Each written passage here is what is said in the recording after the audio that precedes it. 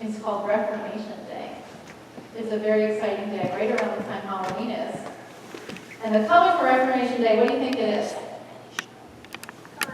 It's a scarf. What color is the scarf? It's a fancy scarf. Red! Yes, that's right. Red is the color for Reformation Day.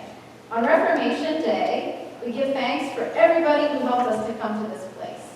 All of the people around here. All these good folks who helped us to come be here. Like, who's this guy over here? Bebop. He helped to form this congregation. And how about this lady behind you? Mommy, she did too. Yeah, all of these people here are part of this congregation, and so are you. You're a very important part of this congregation. And all of us are going to help this congregation to live into the future. And that's why today we're going to talk about what it means to be forgiving towards another. Because that's something that can help to build our community. Do you know what it means to say I'm sorry? When do you say I'm sorry? Maybe when you did something wrong. You ever say you're sorry to your friends or your mom or your daddy when you did something bad? Or you made a mistake? Sorry, I had a meltdown. Do you really? You're precious soul, Isabel. She said, sorry, I had a meltdown. Sometimes we need to say sorry, right? It's just, something gets the better of us and we do something that maybe we shouldn't have, like scream and yell or something silly, right? It happens. Even to big adults like this. Pastor Cat sometimes gets upset too. And then when we hurt somebody, we go and we say sorry because we love them, right? We want them to know that if we hurt them, we didn't mean it. And we love them more than the hurt that we caused. And then hopefully that other person will accept our forgiveness and remember that we love them and forgive the hurt that we caused. That's what I'm sorry is about. So let's give thanks for forgiveness. Can we pray together? Let's pray together. Dear God, we give you thanks for the gift of forgiveness, for the gift of a new start, for the gift of love that sees past our mistakes or the hurt that we may have caused. We give you thanks also for your Son, Jesus, who helped us so clearly to see the importance of forgiveness and saying, I'm sorry.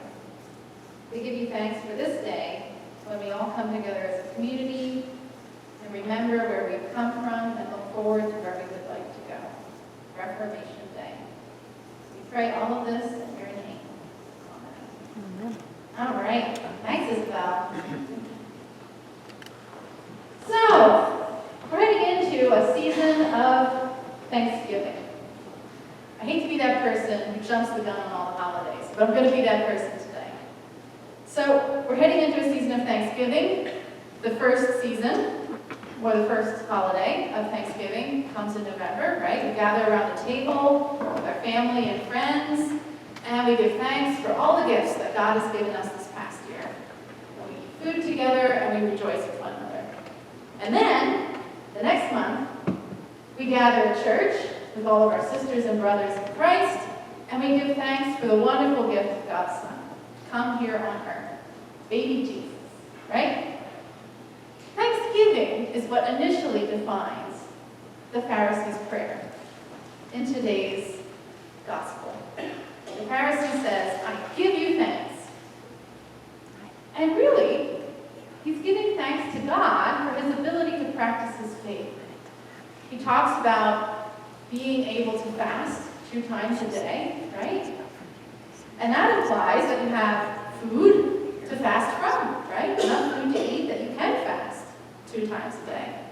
He also talks about being able to give a tenth of his income, which implies that he has enough financial resources that he can give a tenth of his income towards the temple, towards God. It's not bad to take pride in doing something well by giving glory to God through the gifts that God has given us. Right? Think of something that you take pride in your life. What is something that you like to do well that gives glory to God by making good use of the gifts that God has given to you? What's something that you take pride in doing well? Marie? I like to cook. She likes to cook for people. I used to give meals to homeless people when I lived in Bethlehem. I knew where they hung out, their little dishes, and I would take them food. And I don't know, to me, food brings people together. So you take pride in giving us food to do. folks who need it. Yeah, absolutely. What did you say, I Liz? said she cooks for my John. There you go. She's a giving cooker. What else do you take pride in? Spreading God's word. How do you take pride in that, Jeff? This makes me happy to see another person gathering from what I've been using God to. Yes, God using you to spread God's word, absolutely. And that's a part of your story, right? Somebody spread God's word to you. And so now you want to pass that on and take pride in doing that well. I know you do, Jeff. Yeah. Anybody else? Something you take pride in? Jean?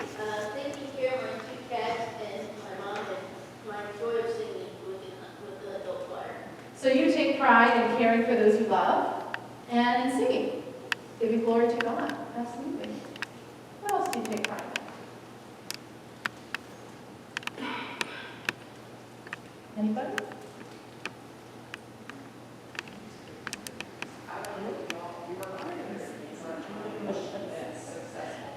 So Rosie, this is a project close to Rosie's heart.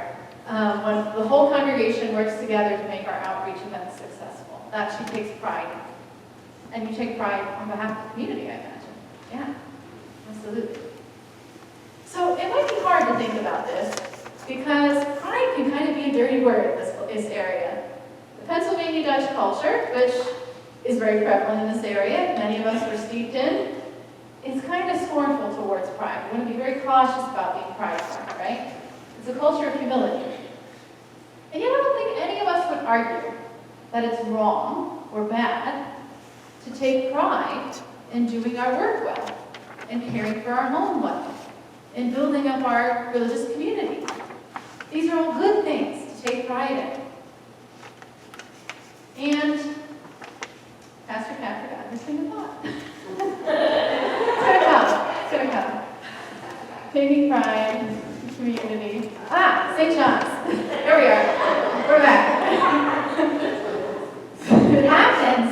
Even to the worst of us. We're the best, I should say. Hopefully I'm not the worst. But I'm not the best either, I'll be honest. So, St. John, you take pride in doing things well. See, you jumped the gun, Rosie. You got me off the car. We take pride in doing our outreach events, right, and doing those well. We take pride in cooking here at St. John's and offering great hospitality. There are a lot of people here who are really gifted in that area, in cooking and baking. Here every Sunday we have our fellowship time. There's always good food to eat. And we also take pride in thinking of those who have dietary restrictions. One of the few communities that I've been a part of that really actively thinks about that and always wants to make sure that everybody is welcome to the table and can have something to eat and join. And we also take pride in our worship here at St. John's, in this space and caring for this space, this beautiful, peace-giving space that God has given to us to worship Him. We just recently sealed our windows, and we also take pride in our music program here at St. John's, and we take pride in how we decorate the space. There's always lots of discussion about how things go where and how shiny things are. So we take a lot of pride in this space that we have from God to give glory to Him. So it's not bad to take pride. But how easy it is to kind of slip from taking pride to being disdainful towards somebody else. We begin to compare what we have to offer, right, to what somebody else has to offer. It's so easy to kind of make that slip towards being judgmental or critical of somebody who takes pride in things that are different than we take pride in. Or, in our eyes, seems to take pride in nothing at all. Right? This is the trap that the Pharisee falls into when he judges the tax collector. Now, why is it so easy for the Pharisee to judge this tax collector? What do we know about tax collectors in Jesus' time? What kind of people were they? damn bad. Yes. Look down upon. They were looked down upon. Why? Well, they were known as chiefs, right? So they worked on behalf of the Roman Empire, which was the oppressor. So that was already a black mark on their name. But also, they tended to collect more taxes than they needed to line their own pockets. So they were seen as being dishonest, right? And kind of traitors to their own people. So very easy to kind of judge this sort of person. So when Jesus tells this parable, and we hear the tax collector's kind of tearful prayer towards God, it's surprising that at the end of telling this parable, Jesus says that the tax collector was justified. He was forgiven. Almost as surprising as, say, when the prodigal son, who insults his father, wastes the money that he's been given, and then comes home tail between his legs, somehow ends up getting this wonderful, loving welcome to the party and festivities, right? That's just as surprising as this tax collector being forgiven so quickly. But this is the shape of God's grace. God's grace sees beyond. God's grace is generous. We don't know if this tax collector was actually changed by his confession, right? We don't know that after praying to God and saying how horrible he was, he didn't go back out and start lining his pockets again.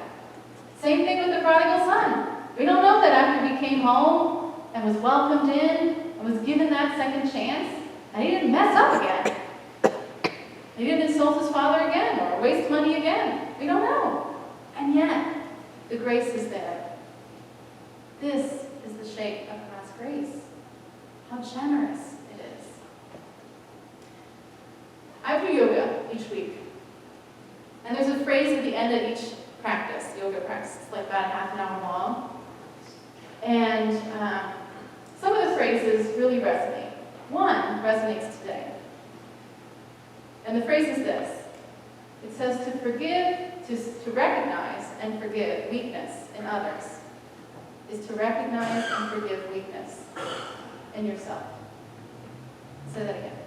To recognize and forgive weakness in others is to recognize and forgive weakness in yourself. This is why we want to be a community shaped by this grace, this amazing grace, this forgiveness that inspired Martin Luther. That's what turned everything around when he realized how generous that grace was, how important it was that people should know.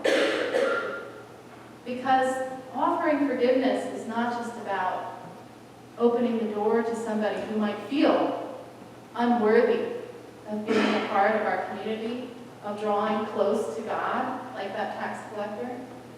But offering forgiveness and grace is a way of healing ourselves, healing our own hearts. It's reciprocal, in the best kind of way, right? That's the kind of community that we want to be. A community characterized by that abundant grace. And in so many ways, we are. But there's always room to grow, right? Always room to grow in offering that forgiveness and being characterized by that grace. And in not worrying about whether or not the person is worthy or seems to change their behavior. Because we know that however they use that abundant grace, it heals us. It heals our hearts. Right? And that's why we always are there to offer it. That's why we are always growing more towards grace and forgiveness.